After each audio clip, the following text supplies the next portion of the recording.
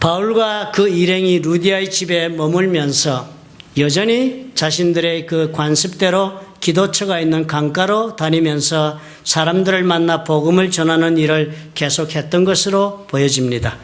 그렇게 해서 루디아를 얻었잖아요. 그렇게 해서 루디아 집에서 또 모임을 가지고 가정교회가 시작된 것처럼 또 계속해서 바울은 새로운 형제들을 얻어 빌립보에서 그 가정으로 인도하기 위하여 사람들을 만나러 강가로 나가기 시작을 한 것입니다.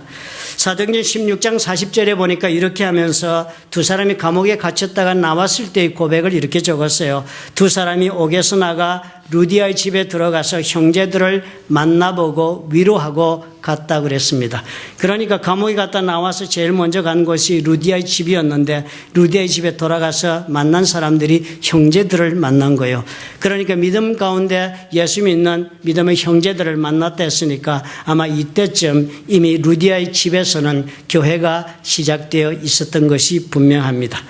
부지런히 그럼에도 불구하고 강가로 나가면서 일을 했습니다. 바울과 실라와 누가는 강가로 나가서 사람들을 만나면 말씀을 전하고 그래서 그 사람들의 마음을 얻으면 루디아의 집으로 인도에 와서 다시 모이고 이렇게 반복했습니다. 그날도 여전히 동일하게 기도하는 곳으로 사람들을 찾아 나가는 길이었다고 성경이 적습니다. 그런데 귀신 들린 여종 하나가 바울과 실라 그 일행을 쫓아서 오는 것입니다. 귀신 들린 여종이라 그렇게 성경이 적었는데요. 그 원어를 보면 원어 성경에 그리스어로 이렇게 적혀 있습니다. 푸누마, 푸토나 그렇게 적혀 있습니다. 푸누마 그러면 영어로 번역하면 the spirit, 그리고 푸토나 그러면 우리가 잘 아는 파이톤이란 단어입니다. 그러니까 the spirit of python 그랬으니까 파이톤이란 뱀의 영이 들어있는 그런 여종을 따라왔다 그렇게 적은 것입니다. 파이톤이라 그러면 뱀이죠. 이 당시는 아폴로 신전을 섬기는 아폴로 신전이 델피 신전이라고 부르지 않았습니까? 그 신전의 문 앞에 수문장을 쓰고 있는 것이 파이톤이다 이렇게 믿었습니다.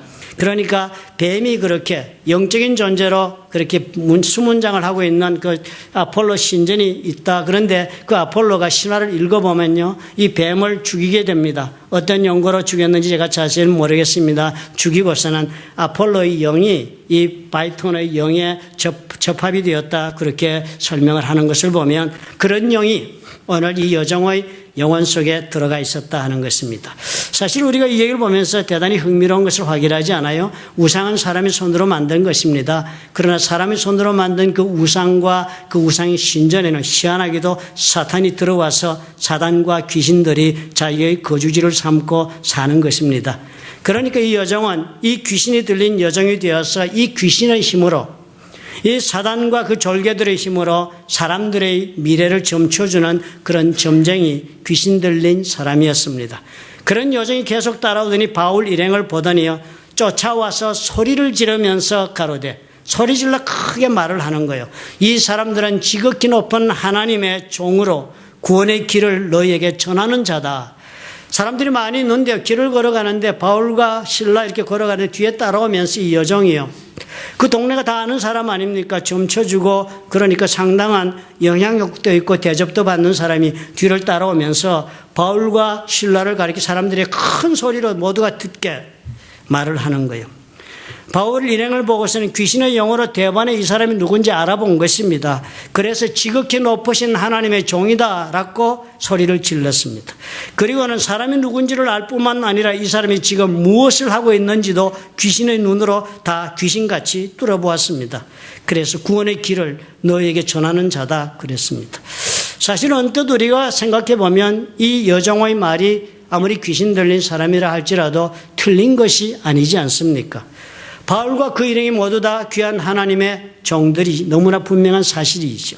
또 이 사람들이 구원의 복음을 전하러 지금 들어와서 마게도니아로 그리고 빌립보에 와서 지금 루디아의 집에서 교회 세우고 강가로 나가 말씀 전하고 있지 않습니까? 그런데요. 그런 일인데도 불구하고 그 다음에 적은 구절을 보니까 일은 의외의 다른 각도로 발전해 나가기 시작합니다. 16장 19절에 이와 같이 여러 날을 했다고 그랬습니다. 여러 날을 따라하면서 뒤에서 크게 소리질러 사람들이 다 듣게 하면서 계속했으니까. 그렇게 뒤에 따른 소리를 들어오니까 그것을 듣고 사실 바울이 엄청나게 고통을 받았다 합니다.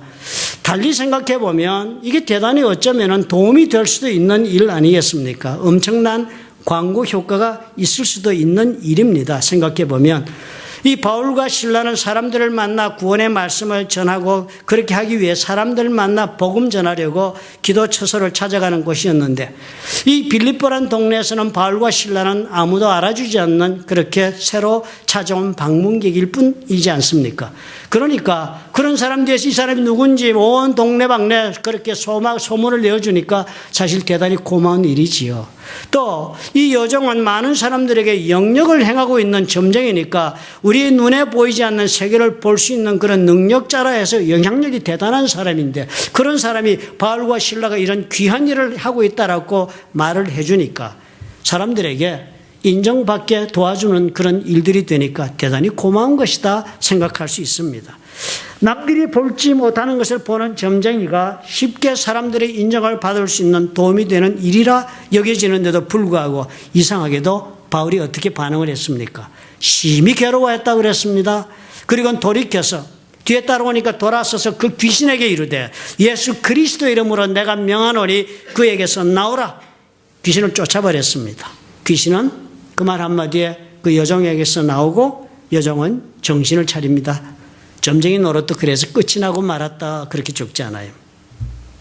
그런데요, 이것으로 끝나지 않고 이 일로 인해서 화근이 되어서 바울 일행은 그 여종의 주인에게 붙잡혀 관청으로 끌려갔다 그 다음 이야기가 계속이 됩니다. 그리고 재판도 없이 매를 맞습니다.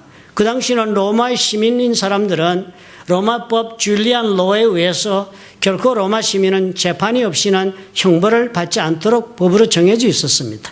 그런데도 불구하고 억울한 일을 당합니다. 재판 없이 매를 맞는데 그냥 맞은 것이 심하게 매를 맞았어. 그리고는 그 아픈 몸을 가지고 빌립보 감옥에 그날 지하 감옥에 던져집니다. 억울한 일 당했지요. 바울은 아마 혹시라도 시끄러운 일이 생길까 봐 짐작했을 것으로 여겨집니다. 이 사람이 이렇게 자신을 괴롭힌 사람 함부로 이렇게 우리가 컨프런트하지 않지 않습니까? 다 앞뒤를 따져가면서 그리고 언제 내가 직접 대면하고 할 말 해야 되겠다 하더라도 우리가 많이 절제하는 이유는 그렇게 했을 때 생기는 불이익이나 문제가 있을 때 우리는 절제합니다. 그러니까 바울도 아마 이 여종을 건드리면 무슨 시끄러운 일이 생길까 봐 생각이 들었으니까 처음은 참다가 여러 날이 지나니까 그때서야 도저히 참을 수가 없어서 한 일이었습니다. 그런데 아니나 다를까 결국 그 귀신 들린 여종을 닫혀 놓았더니 상상할 수 없는 고초를 자초하고만 그런 결과가 일어난 것입니다. 사실 이렇게까지 고통을 당할 정도로 이 여종을 직면하고 이렇게 대면해서 질책했어야만 할 정도로 중요한 일이 되었는가 생각해 보게 됩니다. 누가복음에도 보면 예수께서도 비슷한 사건을 겪으셨을 때 행하신 일이 있었습니다. 누가복음 4장 33절에 보면 예수께서 회당에 들어가셔서 주일마다 안식일마다 말씀을 전하시고 회당에 들어가시는데요. 그날따라 들어가셨는데 더러운 귀신 들린 사람이 한 사람 있으면서 조용히 귀신 들린 자가 있질 않는 거예요. 크게 예수님이 들어가니까 소리를 질렀는데 아 나사렛 예수여 우리가 당신과 무슨 상관이 있나이까? 우리를 멸하러 왔나이까? 그러면서 하는 말이 이래요. 나는 당신이 누구인 줄 아노니 하나님의 거룩한 자니이다. 사람들 앞에 예수님이 이런 분이라 라고 얘기를 했습니다. 사실 이 말이 틀렸습니까? 옳은 말입니다. 귀신이 들렸으니까 그 영적인 세계를 엿보는 능력이 있어가지고 보고서는 알고 소리를 질렀습니다. 그런데 예수님은 어떻게 했습니까? 그래 네 말이 맞다 하고 인정하셨습니까? 아니었어요. 예수께서 꾸짖어 가라사대 그냥 말씀하신 것도 아니고 꾸짖어 가라사대 잠잠하라 그리고 그 사람에게서 나오라 하시니 귀신이 그 사람을 무리 중에 넘어뜨리고 나오니라. 그 사람은 상하지 아니했다고 그랬습니다. 오늘 읽은 이야기와 동일한 사건이라 볼 수 있습니다. 그리고 보니까 예수님과 똑같이 바울도 행한 것 아닙니까? 이 사건을 우리가 가만히 생각해 보면 이 사건 속에는 사탄, 즉 귀신의 숨겨진 괴락이 있어서 이렇게 대응한 것입니다. 사탄의 작전이 명백하게 보이기 때문이었습니다. 예수님 그리스도의 일에 사탄도 동참한 사람이 되고 그 사람도 동참하여 같이 하고 있다는 인식을 이들이 심고자 한 것입니다. 사실 예수님이 누구인가를 안다고 해서 그 사람이 예수를 믿는 사람이라고 말할 수 없습니다. 바울과 실라가 누가가 그 사람들이 누구인가를 안다고 해서 이들이 전하고 있는 복음도 믿어주고 있는 사람이라고 간주할 수는 없습니다. 그렇지 않아요? 사단은 예수가 누구인지를 알고 바울과 그 일행이 누구인지를 알고 그래서 이 사람들이 지금 무슨 일을 하고 있는지를 알고 있다 하면서 그 모습을 드러내면서 오히려 사람들로 하여금 어떻게 생각하게요? 아, 이 사람들도 같은 일을 하고 있는 사람이구나라고 무언 중에 그렇게 인식을 하도록 도우자 하는 것이 그들의 의도였습니다. 예수님과 바울이 행하고 있는 일에 자신들도 관계가 있는 존재인 것을 보여주고 싶어 했습니다. 그렇게 인정을 받으면 어떻게 얼마든지 사람들의 영혼 속에 비집고 들어가서 하나님께서 귀하게 뿌려놓은 복음의 그 씨앗도 망가뜨릴 수 있는 기회를 얻을 수가 있기 때문인 것입니다. 사단의 인정이나 사단의 도움이라는 건 우리는 말을 이렇게 할 때는 그것을 받아서는 안 되겠지 그랬지만 사실 그 사단의 인정이나 사단의 도움이 사단의 계략적 방법에 쌓여서 그 숨겨진 계략으로 우리를 다가올 때는 대단히 우리가 저항하기 어려운 유혹으로 다가옵니다. 여러분 무슨 일을 하든지 여러분이 일을 하시면서 쉽게 주변에 있는 사람들이 나를 인정해 주면 내가 어렵지 않게 내가 하고자 하는 일을 할 수 있다는 생각이 들면 어떻게 해요? 그 사람들과 함께 쉽게 손을 잡게 됩니다. 또 사람들과의 관계에서 어떻게 크게 영향력을 발휘하는 사람이 나를 도와주겠다 하면 그러면 내 일이 쉬워질 것이다 기대가 되어서 쉽게 그 도움을 받으려고 마음을 열게 되는 것입니다. 그런데 오늘 이야기를 보니까 영적인 세계에 눈을 뜨고 바라보면 이런 일은 그렇게 쉽게 받아들일 수 있는 일이 될 수 없다는 것입니다.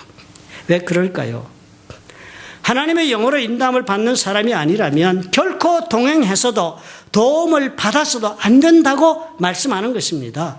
그런 도움은 도움이라도 도움이 아니고 같이 동행한다고 해서 같이 가는 길이 되는 것이 아니라 결국은 귀신의 목적을 이루는 일에 내가 이용당하고 만다 하는 것입니다.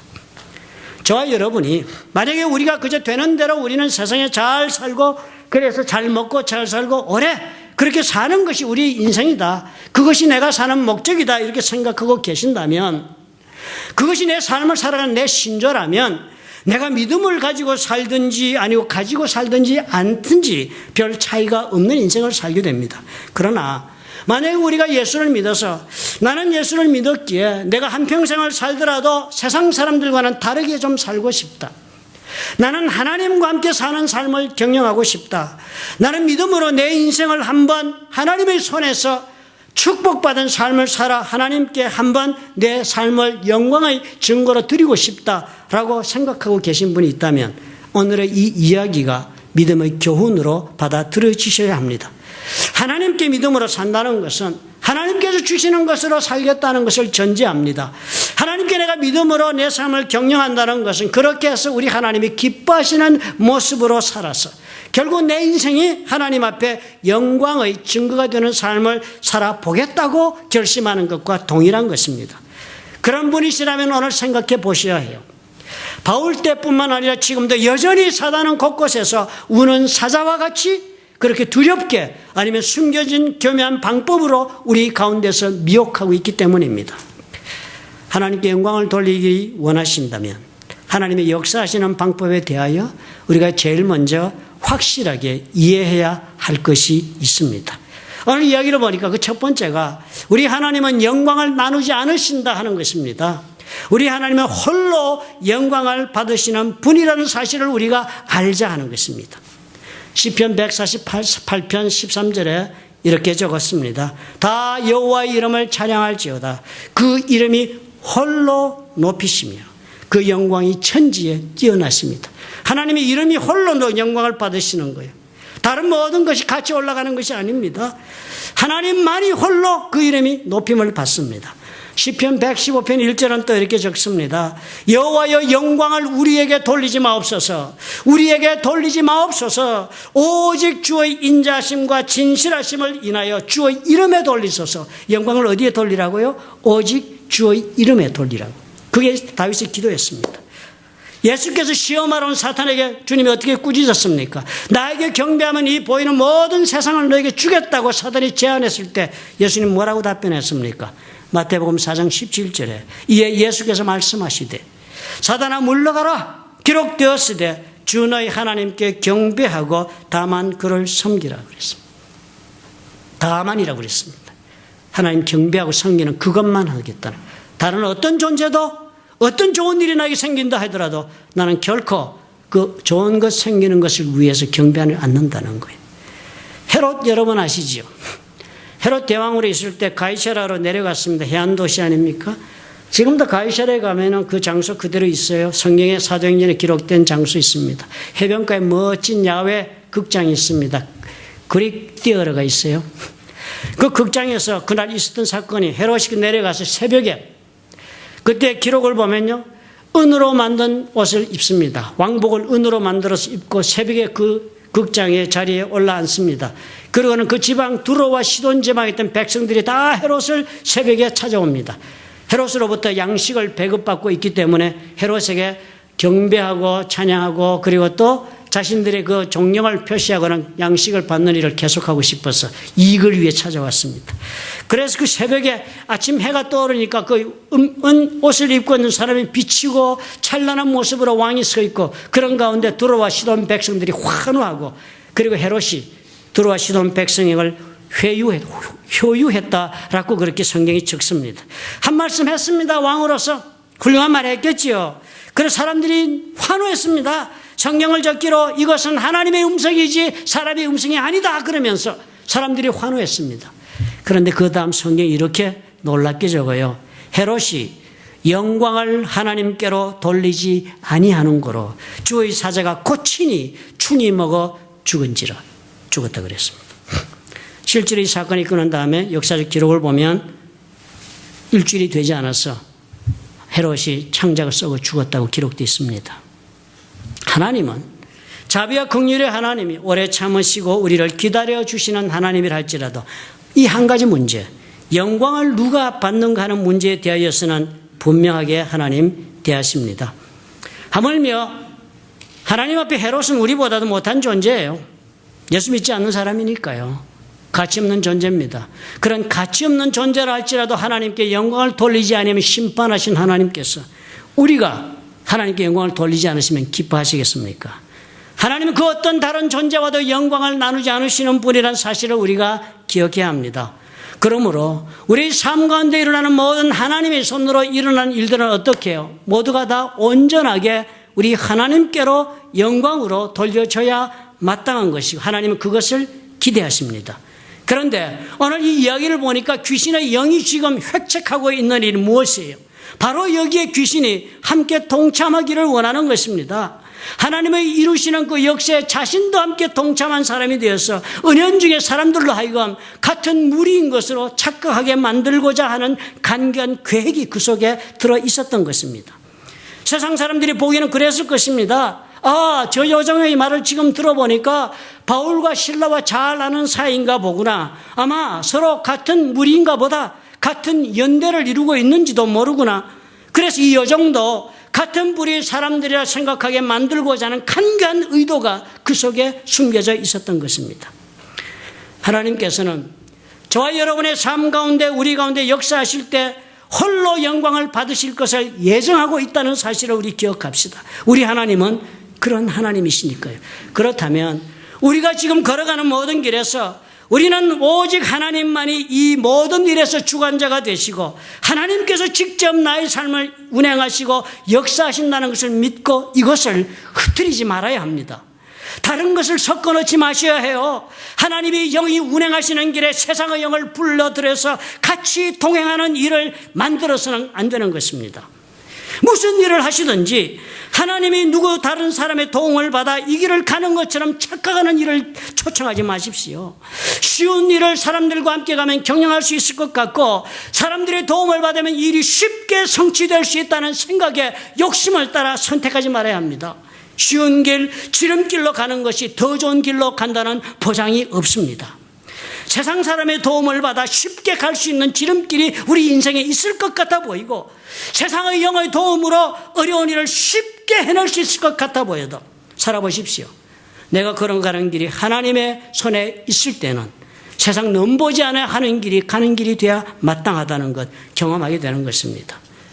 하나님의 손에서 그런 까닭에 인생이 운영되고 결론을 내기를 원하신다면 세상 넘보지 마셔야 해요. 세상 사람들과 도모하여 쉬운 인생 살려고 다른 길로 가지 말아야 합니다. 우리가 현실의 문제를 어떻게 하든지 쉽게 해결해 보려고 하는 데서 어려움과 고통을 좀 쉽게 피해 보려고 하는 데서 이런 문제를 우리가 자초하게 됩니다. 다윗 여러분 기억하시잖아요. 이런 실수를 다윗도 저질렀습니다. 사울의 추격이 너무나도 집요했습니다. 그리고 두려웠습니다. 사울의 손을 피해 도망다니는 것이 대단히 어려운 일이다. 사울의 영토 안에서 다니다가는 언젠가는 잡히겠다는 두려움 때문에 다윗이 판단합니다. 내가 지금 유대 땅 사울의 이 영토 안에서 있어서는 안 되겠다. 사울의 적국인 블레셋으로 귀순하자. 그곳에서 내가 몸을 숨기는 것이 사는 길이다 생각했습니다. 적대 관계에 있으니까요. 그곳에 간다면 사울과 원수 관계인 나라니까 나를 받아주겠지. 유다 땅을 넘어서 블레셋 지경인 가드로 갔습니다.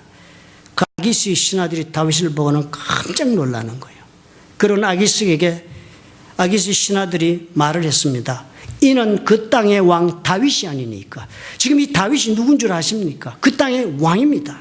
무리가 춤추며 이 사람의 일을 칭하여 가로되 춤추면서 노래하면서 말하기를 사울의 죽인 자는 천천히요 다윗은 만만이로다 하지 아니하였나이까. 다윗 얘기를 막 신하가 아기스 왕들에게 하고 있는 다윗 얘기를 다윗이 들었습니다. 그는 스스로 두려워해서 내가 잘못 왔구나 깨닫고 목숨을 구하기로 작정합니다. 그리고 어떻게 했어요? 그들의 앞에서 그 행동을 변하여 미친 채 했습니다.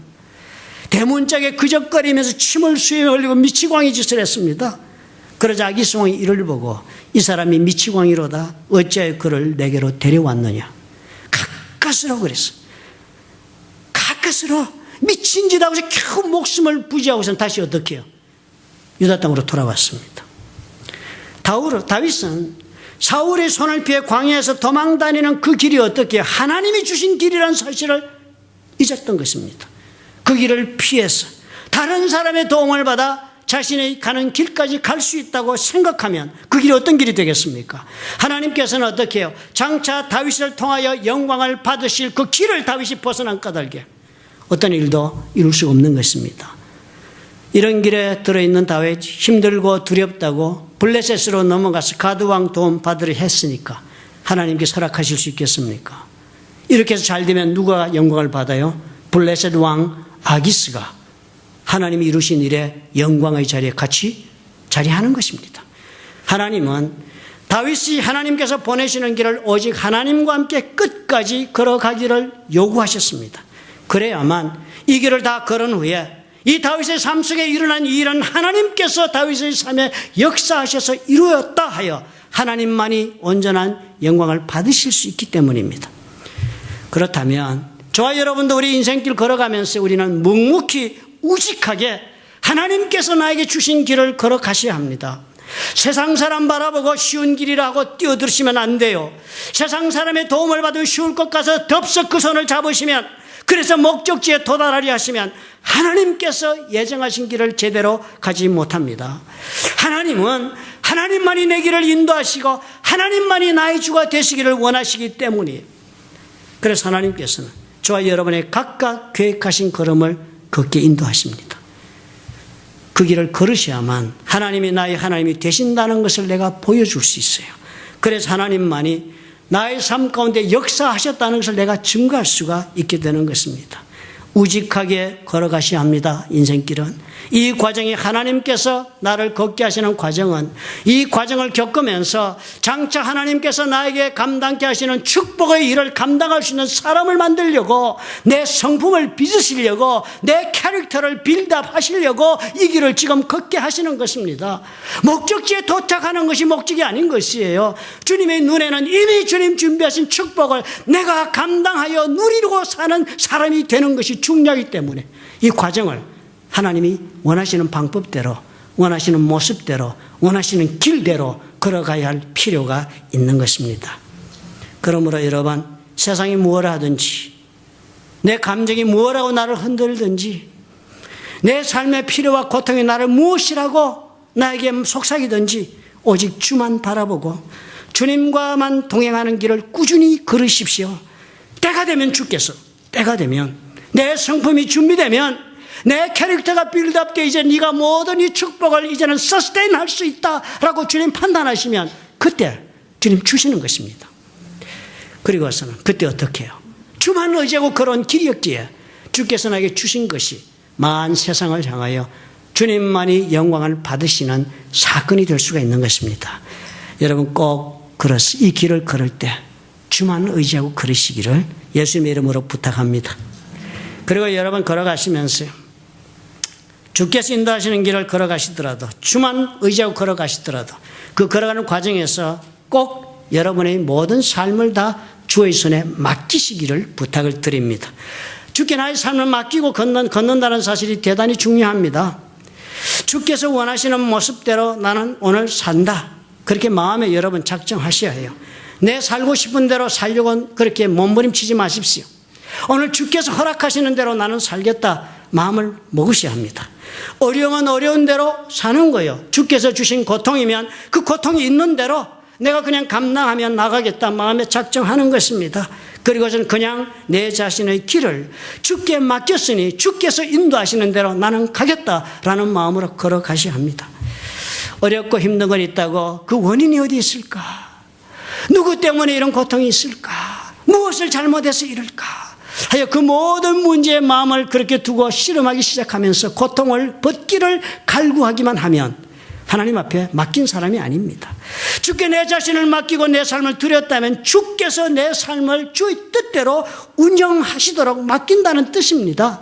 주께 내 자신을 맡긴다는, 그래서 주께 나를 맡겼으니까 주께서 나를 쓰시는 대로 내가 쓰임 받고 그리고 살아가겠다는 의사를 표현한 것과도 같은 것입니다. 내 주장을 다 내려놓고 주님 마음대로 하옵소서. 어떤 모습으로 어떤 방법으로 나를 맡으셔서 내 인생에 나를 써 가시든지 나는 절대적으로 그런 가운데 어떻게 해요? 순종할 수 있어야 하는 것입니다. 이렇게 살아가는 사람이 나를 주께 맡긴 사람이에요. 온전히 주만 의지하고 주께 맡겼다 하시면서 자기의 주장대로 여러분 오늘 하루를 살지 못하면 못 살겠다 하시면 그분 주님께 의지하는 사람도 주께 내 인생을 맡긴 사람도 아닙니다. 우리는 쉽게 생각하지요. 주님께 맡겼으면 좋으신 하나님 좋게 늘 해주실 것이다. 내 삶의 모든 일이 좋을 것으로만 생각하시지요. 그래서 우리는 어떻게 해요? 맡겼다 하면서도 좋게 이루어지면 맡긴 채로 사는 거 어렵지 않습니다. 그러나 내 기대와 내 원하는 모습대로 이루어지지 않으면 어때요? 금방 맡기는 인생 도로 찾아 내 뜻대로 내 손으로 내 인생 경영하려고 몸부림치는 것이 저와 여러분일 때가 얼마나 많습니까? 어떤 모습으로 어떻게 나를 사용하시든지 기꺼이 순종하겠다는 의지가 반드시 필요합니다. 맡기는 그 과정에 순종하지 못하면 어떻게 해요? 주님께서 나를 빚으실 수가 없습니다. 내가 몸부림치고 있으면 나를 만드실 수가 없어요. 바울과 그 일행을 한번 여러분 보십시오. 이 사람들 이 여종의 문제로 법정에까지 끌려갑니다. 그리고 부당한 판결을 받고 심하게 맞고 그리고 깊은 감옥에 던져집니다. 이 감옥에서 이 사람들 우리 같으면 어떻게 나가는 것이 최상의 문제가 될 것입니다. 최고의 관심사일 것입니다. 그런데 이 사람은 어떻게 해요? 보니까 감옥에서 나오고 안 나오고가 저들의 중요한 관심사가 결코 아닌 모습을 우리가 보지 않습니까? 적어도 이 바울과 실라에게는 최종적인 관심사가 감옥에 나와서 몸이 풀리고 회복되는 것이 아닌 것이 보이네요. 하나님의 손에 쓰임받는 과정, 이런 엄청난 상상할 수 없는 부당한 일을 직접 당하게 되었는데 이 사람들 어떻게 이렇게 의연할 수가 있습니까?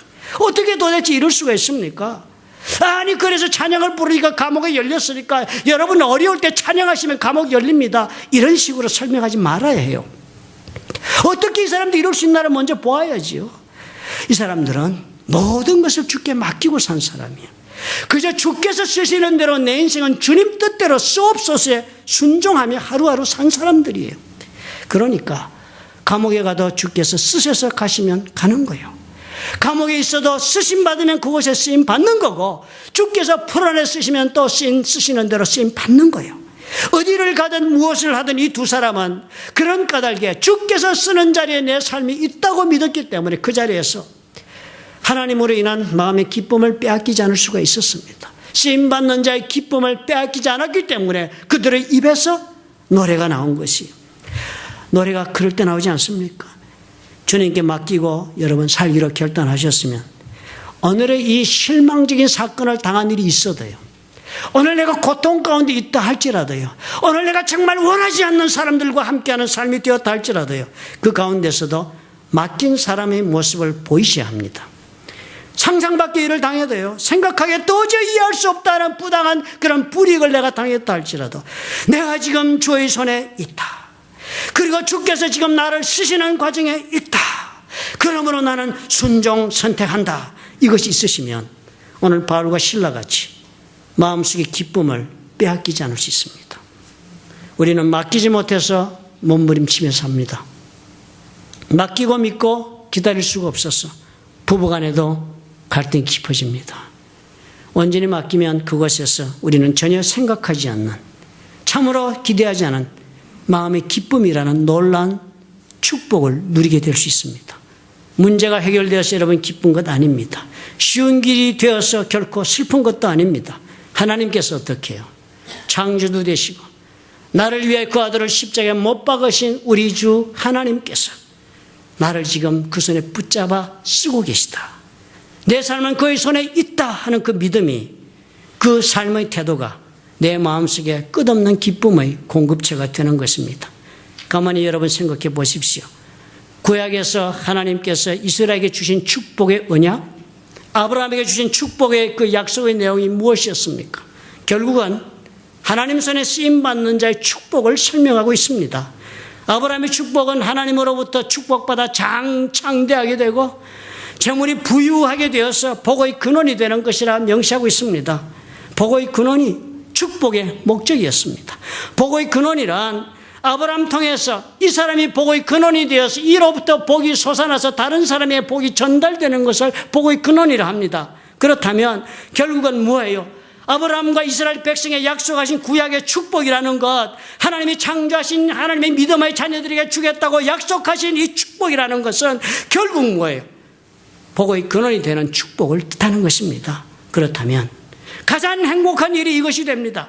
가장 축복된 삶이란 것은 남이 나로 인하여 행복해지는 일이 생기는 것이 가장 큰 축복이에요. 저와 여러분, 이런 축복을 누리는 길이 여기 있습니다. 여러분, 그런 사람 되어야지요. 한 아내로 인하여 그 가정이 축복된 가정이 되어야지요. 한 아들로 인하여 그 온 가정이 축복의 가정이 되어야지요. 한 집사님으로 인해 한 교회가 복된 교회가 되어야지요. 우리가 가는 곳이 어디든지 우리가 복의 근원이 된다면 그보다 큰 축복이 어디 있습니까? 이 축복을 누리는 길이 여기 있다 하십니다. 주님께 어떻게 해요? 온전히 내 자신을 맡기라. 영어로 이 맡긴다는 거죠. 여러분 찾아보시면 영어 성경에 submit라고 적혀 있습니다. Submit yourself to God. 하나님에게 네 자신을 드려라. 이 드리는 건 뭐예요? 드려서 뜻대로 하옵소서 이렇게 드리라는 거예요. 원하는 것을 손에 넣었다고 여러분 행복해지지 않는 것 아시지 않습니까? 온 천지에 가고 싶은 것 다 여행을 다니신다고 인생이 즐거워지는 것은 아닙니다. 무엇이든 다 할 수 있는 재물이 내 손에 있다 해서 내 삶이 풍족하고 만족이 있는 삶이 된다는 보장은 없습니다. 우리는 어떻게 해요? 예수를 믿어 하나님의 영을 받은 사람들이라. 우리는 성령의 사람이 되어서 하나님만 붙잡고 내 삶이 하나님의 손에서 이루어지기를 원하는 사람이 되고, 그래서 주께서 원하시는 대로 내 삶이 온전히 쓰임받아 의미 있는 인생이 되도록 원하는 것이 우리의 소원이 되면 그것이 하나님 함께 하시는 것입니다. 그것이 어떤 일이 생긴다고요? 세상이 빼앗지 않는 기쁨이 있다는 것입니다. 남들은 슬퍼 우는 자리가 될지라도 나에게는 어떻게 해요? 하나님으로 인하여 기쁠 수 있는 이 자리가 되는 것입니다. 가지고 싶은 것이 없어도 누리고 싶은 것을 내가 지금 누리지 못해도 누구도 이해할 수 없는, 세상이 빼앗을 수도 없는 기쁨이 내 영혼 속에 가득 찬 그런 삶을 살 수 있기를 예수님의 이름으로 축원드립니다. 믿으시기 바랍니다. 아멘. 좋으신 아버지.